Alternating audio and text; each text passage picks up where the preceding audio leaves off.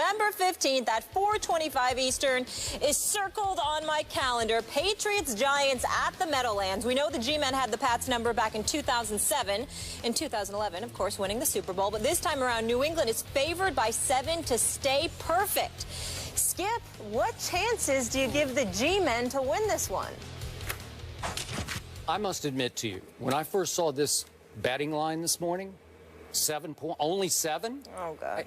It sort of gave me pause. I thought, well, somebody in Las Vegas, people who are very smart at what they do, they're giving the Giants a little bit of respect here. Just a little bit. It's only 7. I thought it might be 10. And I will be the first to admit to you, Eli Manning against the Patriots scares me to death. I'm not kidding. I'm not faking. I'm telling you from my heart, he scares me to death. Eli Manning versus New England has nuclear capability. You want to know why? He is descended from, as you always say, NFL royalty. Son of Archie, little brother of Peyton. And Eli Manning grew up around pro football thinking he was really great at what he was about to do because his father was really good and his big brother is really good, and he should be really good. He's 6'5", he's got all the talent in the world, and he is the weirdest quarterback in the history of this league. I never know what to make of him. You say Jay Cutler is emotionless and hard to read, and what's your other word, apathetic or whatever. Half the time I think Eli's Jay Cutler, except Eli he's Jay Cutler with 2 of the most unlikely and lucky playoff runs in the history of this league. Both of them resulting in Super Bowl wins, lucky Super Bowl wins over my New England Patriots, my Tom Brady Patriots. And I never know if Eli cares or doesn't care because he will try anything at any moment, and if it blows up in his face, he just shrugs and goes on because he's Eli Manning. His father's Archie. His big brother's Peyton. He's made all the money he'll ever need in the world, and he just goes on to the next play, which is why Eli Manning has led this league in turnovers, in interceptions 3 times. And my favorite stat, would you believe that since the start of 2007, listen to this, Jay Cutler is 2nd in the NFL in turnovers since the start of 2007. Guess who leads in turnovers since 07, the start of 07? Eli, by far. He has 181 turnovers to Jay Cutler's 2nd place, 161. That's Eli Manning. When you least expect it, he will just blow up, and then he'll blow up on you. And listen, those 2 plays in the Super Bowl, the first one to Tyree, it's the biggest pass in a prayer I've ever seen. It's 3rd and 5 at the 44, their own 44. I don't know how he got away because he's not that athletic. And then he just flings it to nowhere. I don't know what Rodney Harrison was doing. He wasn't doing anything. We'll talk about him later in the show. But all of a sudden, Tyree goes up, and it sticks in his face mask. I wouldn't say he wasn't doing anything. Yeah, well, I saw him jump up and you got to get your hand on the ball. It hangs up there for 14 seconds. You got to get your hand on the ball, and it sticks in Tyree's face mask. He'd caught 4 balls all season. This is impossible. And Tom Brady had done what he always does. He had clutched up and thrown the touchdown pass to Randy Moss with a couple of minutes left, and all of a sudden it's 14-10, and all of a sudden it's 17-14 Eli. How did he do that? And then in the next Super Bowl, Eli, they're backed up, they're in jail, they're stuck at their 12-yard line, and he throws one down the chimney to Manningham. It was a great throw. That was a great throw. I got to tell you.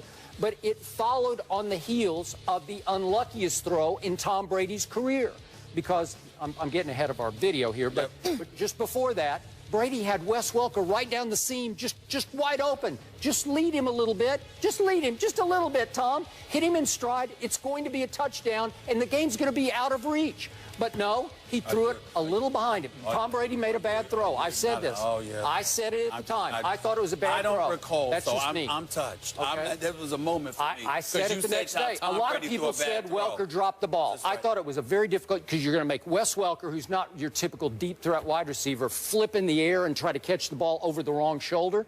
He just made a bad throw. But if he makes a good throw, we're having a different conversation right now. Eli Manning, turnover machine.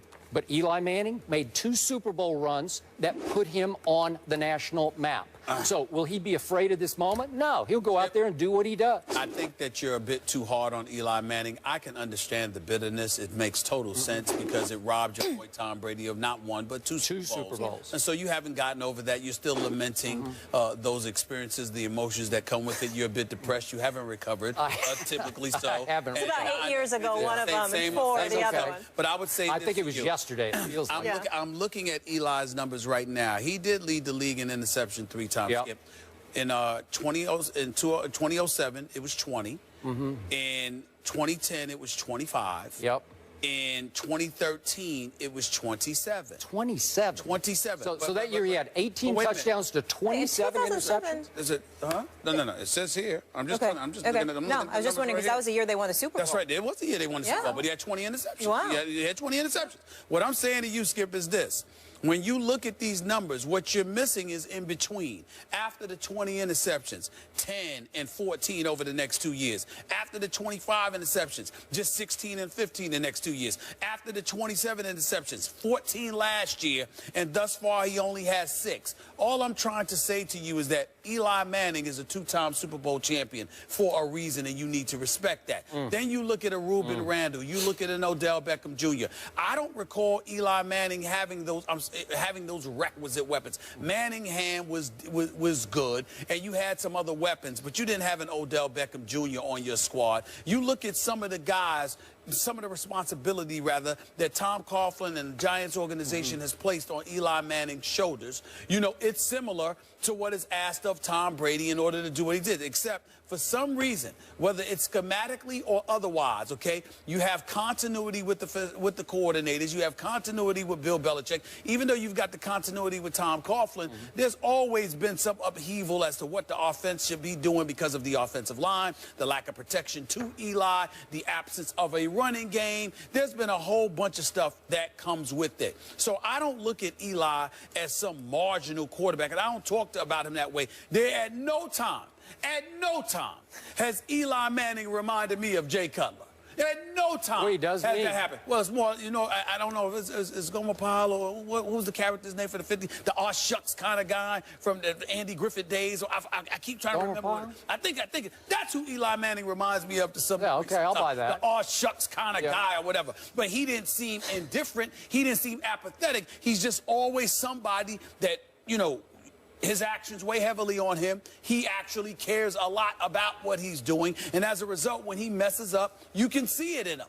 You don't. It's not like I don't see a guy. I've never looked at Eli and felt like he didn't care. No. I don't think it bothers him a bit to throw an interception. I just don't. Oh yeah, that's not. Because he's Eli Manning. Well, listen, that's not the He'll Eli be just fine. He's not going to lose his job. That's not the Eli I see, and I don't think it's the Eli Molly see. No. I think it's the Eli you see because you're trying to knock him because he beat your boy. It's 2-on-1 again. I knew it. I knew it. It's okay. It's 2-on-1. I appreciate the help, but I don't need it. Let me be very, very clear. You haven't gotten over the fact that your boy lost 2 Super Bowls to Eli Manning. Okay, so I'm looking at the QBRs for Eli Manning every full season since 07. Okay. I don't even see one over 66. It's on scale of 0 to 100. Nope. That's how wildly inconsistent he can be. In the 50s, you told me that was average. Okay. So what's the 60s? Okay, 60. It's right? It's just okay. His rating right now is at 7. But here's the point. On 2 Super Bowl runs to 2 Super Bowl championships, he had a QBR for those games in that postseason of 73 and 73. Well, that's extraordinary, man. I mean, that's just, and remember, the first one was all on the road. He goes on the road, and then he beat Aaron Rodgers at Lambeau. How could you do that? So you know how Aaron you can do that when you have talent and you care. Jay Cutler has talent, but he doesn't care. Go ahead. Timeout, point of order. The Godfather quote, you never tell anyone outside the family what you're thinking. That's what Eli lives by. He doesn't show emotion. The Mannings don't show their emotion. It doesn't mean he doesn't care. It means he's not soft. Second point of order. Do you star in a Gatorade commercial? Did I? Yes. Yes, you did. Yes. Well, I think star in. We're all champions. Excuse me. We're all champions cast in that. Do you think Eli doing his rings? Do you think they said, let's cast the weirdest quarterback in the league, or let's get champions for this commercial for Gatorade? They were torturing me to put me just after Eli. Just a couple of frames after Eli. I had to watch him do this to the camera with 2 rings, and then I have to say it. They cast him because he's a champion. Yeah. That's right. Respect there the you man. go. Yeah. You probably asked to be a part of that Gatorade commercial because of Eli. I did not. That might have been the reason. It was a setup. That might have been the reason. Yeah. I don't think it was a setup. They didn't call Tony I think it was a Romo. setup. They called By the way, Eli. it's a great Remember commercial. that. It is a great commercial. Thank you. Proud of you, bro. Rex Ryan isn't pulling any punches versus the Jets this weekend. The guys will react after the break. Good old Rex being Rex. More First Take in a minute.